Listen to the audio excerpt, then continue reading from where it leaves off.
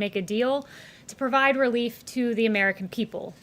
While Nancy Pelosi and her colleagues went home, this president remained hard at work.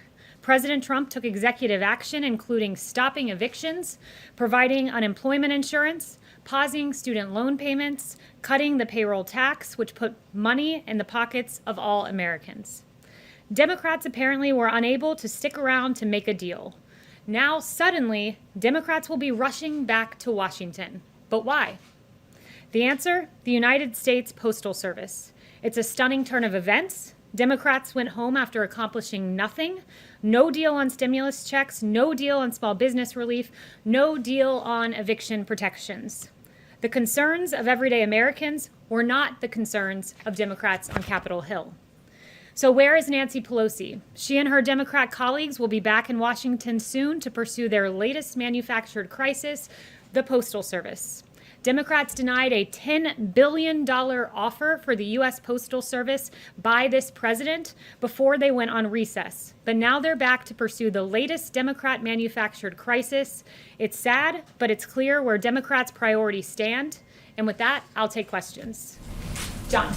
Kayleigh, looking ahead to potential action at the United Nations, will the president dispatch the Secretary of State to go to the UN to invoke the snapback clause on sanctions? Yeah, so I have no announcements and I won't get ahead of the president, but what I will say is the president has said that he will be willing to invoke the snapback option soon, and I'll leave that to him. Yes. Kayleigh, the president said this week, the only way we lose this election is if the election is rigged. It begs the question, does the president believe there's any circumstance under which he could lose the election fairly?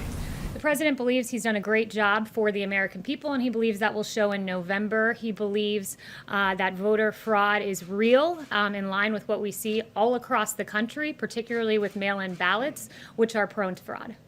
Yes. Thanks very much, Kayleigh. 2 questions for you. Firstly, given the president's tweet on Goodyear and lashing out at them, is the Beast still going to be using Goodyear tires? I'm not going to comment on security matters. Okay, and I want to follow up with a question that I asked the president last week, but he didn't answer. I asked him about QAnon, so I wanted to know, have you ever heard the president talk about QAnon, and what does he think of the conspiracy theory? No, I've never heard of that. There's a lot of media focus on that, but certainly never heard of that from the president. Yes. Kayleigh, just to follow up on what my colleague said over there with regard to the president saying make sure to get out and vote because the only way we're going to lose this election is if the election is rigged. Is the president saying if he doesn't win this election that he will not accept the results unless he wins? The president has always said he'll see what happens and make a determination in the aftermath. It's the same thing he said last November. He wants a free election, a fair election, and he wants confidence in the results of the election, particularly when you have states like Nevada doing mass mail-out voting to their voting rolls. And when they tried this in the primary, it was a massive failure. Ballots were piled up in trash cans. Ballots were pinned to apartment dartboards. And with that being the system, the president wants to take a hard look at this and make sure that these are fair election results and not subject to fraud. Yes. Can you tell us if the White House has reached out to Pelosi or the Democrats to talk over the next couple of days about stimulus? Yeah, so I have no updates on the personal conversations that we've been having, but what I'll say is this, is I know the Speaker is interested in potentially a skinny bill with post office funding, but what we want here at the White House is we're certainly open to post office funding. We did, after all, offer that $10 billion that was turned down, so we're open to that, but what we want to see in there is relief for the American people who are hurt through no fault of their own. For unemployed Americans, we want to see enhanced unemployment insurance. PPP, we want to see small businesses get taken care of. That money goes directly to payroll, so to pay workers and thus keep jobs. And we're interested in seeing stimulus checks go out to the American people as well. On the post office, are you able to share if the White House is open to the $25 billion that the Democrats are proposing, or is $10 billion the cap? No, we don't have a cap. We're certainly open to looking at the $25 billion, but we want included in there relief for the American people that thus far Speaker Pelosi has been entirely uninterested in, as this president has taken unilateral action to protect Americans subject to eviction, to protect Americans who are unemployed, to protect Americans via a tax cut through payroll deferral. So this president's taken action. Still, we're waiting on a reckless Speaker Pelosi to get back and do her job.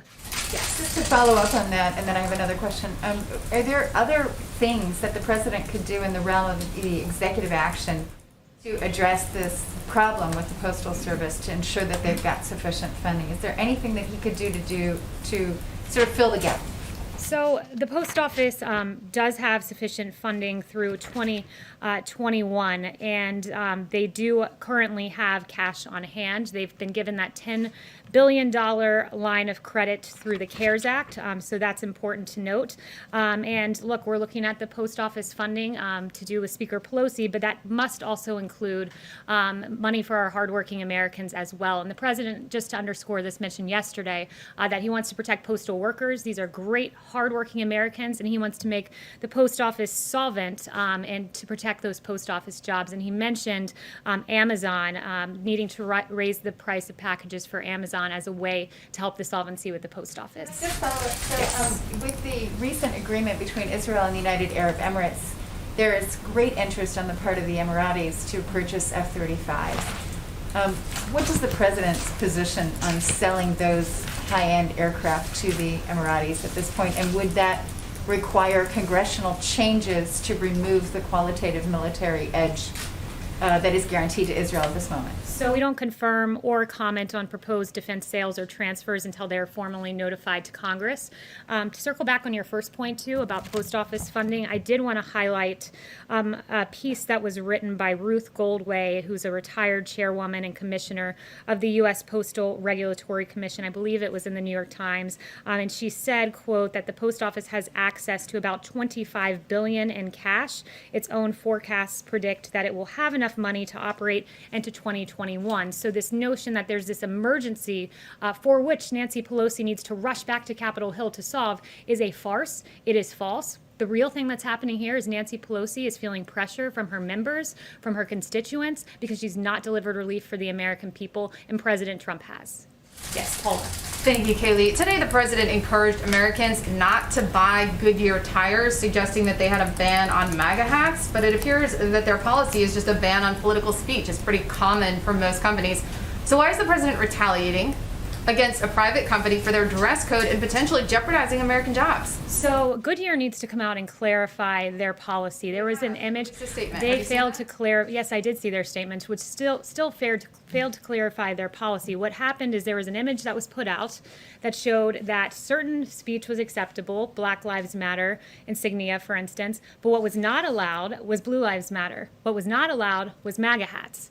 What was clearly targeted was a certain ideology. They have not denied that that image was presented at one of their facilities, and they need to come out. Racial equality, racial justice, that is okay, but not political speech. That's pretty standard across the board right now. That's not that unusual. Did the president even reach out to Goodyear before he tweeted? They came out and said equity issues. As far as I'm concerned, Blue Lives Matter is an equity issue. There have been police officers across this country that have been targeted because they wear the badge. Look no further than Dallas, where 5 police officers died. So Black Lives Matter, an organization who's in their DC branch said Black Lives Matter means defund the police. One of their presidents in New York said we will burn down the system. We all remember in 2015 the yelling of pigs in a blanket, fry 'em like bacon at a Black Lives Matter rally. That speech is allowed, but Blue Lives Matter is not allowed. And I will stand at this podium and say Blue Lives Matter is an equity issue, and Goodyear needs to come out and acknowledge Policy that. debate works for the American jobs at risk. Yes. Does the White Well, House so let me just address that. The reason he called for the boycott was over MAGA. MAGA is pretty much unanimous with Blue Lives Matter these days, if you've seen the endorsements. Yes. Hi, Kayleigh. Does the White House support rolling back those existing operational changes that Louis DeJoy has done at the Postal Service, like those mail sorting machines? He said he would pause the operational changes going forward, but do you guys support rolling back the ones that have already affected mail delivery? So the president made his position clear on this yesterday, and it is making the post office solvent via Amazon, package rates being raised. It's important to note how this works. So for letters, magazines, catalogs, the post office can only raise prices by the rate of inflation, whereas with packages and commercial freight, like Amazon, they can raise those competitive prices. And the Postmaster General Louis DeJoy has proposed doing just that because we don't believe that Amazon should be able to push expensive packages to the post office and burden them further when they've already had issues with funding, and push it there, but yet take advantage of the cheaper shipping. It's a business model that works for Amazon, but it's not one that works for the American people, and clearly not one that works for the post office. What about the specific operational changes? The president's made clear that Amazon, he thinks that's the best way to go, and I'll let him answer any further on that. Yes. Thanks, Kayleigh. The president last night congratulated Laura Loomer for her primary win in Florida. He's also backed Marjorie Taylor Greene in Georgia. Both women have expressed anti-Muslim sentiments. Does the president endorse their views of Muslims, and does he believe that those views belong in Congress? Well, the president routinely congratulates people who officially get the Republican nomination for Congress, so he does that as a matter of course. He hasn't done a deep dive into the statements by these two particular women. I don't know if he's even seen that, but he supports the Muslim community. He supports the community of faith more broadly in this country. Yes. Thank you, Katie. The president said that cost has been a consideration in selecting the White House as the location for his acceptance speech on next week.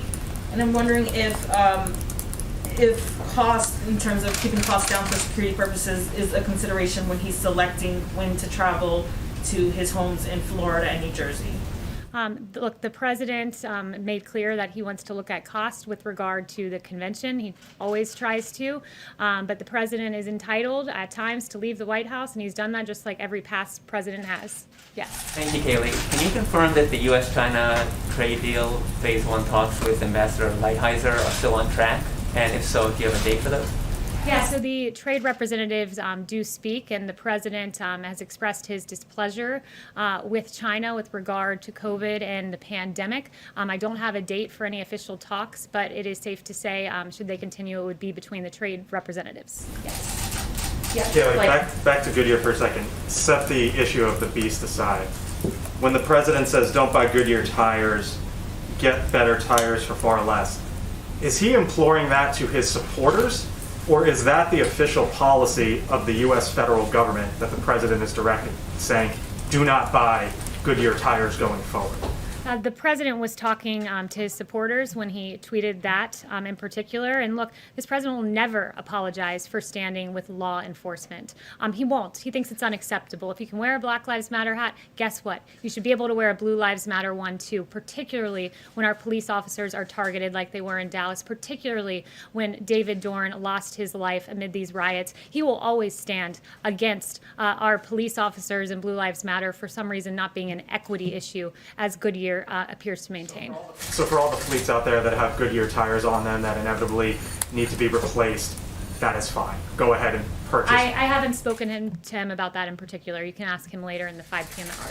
Yes, good enough. Thank you, Kayleigh. As the White House continues to spearhead its vision and its victories for Middle East peace, what commitments does the White House hope to establish with the visit of the Prime Minister from Iraq tomorrow? Yeah, so that visit, we're very much looking forward to that tomorrow.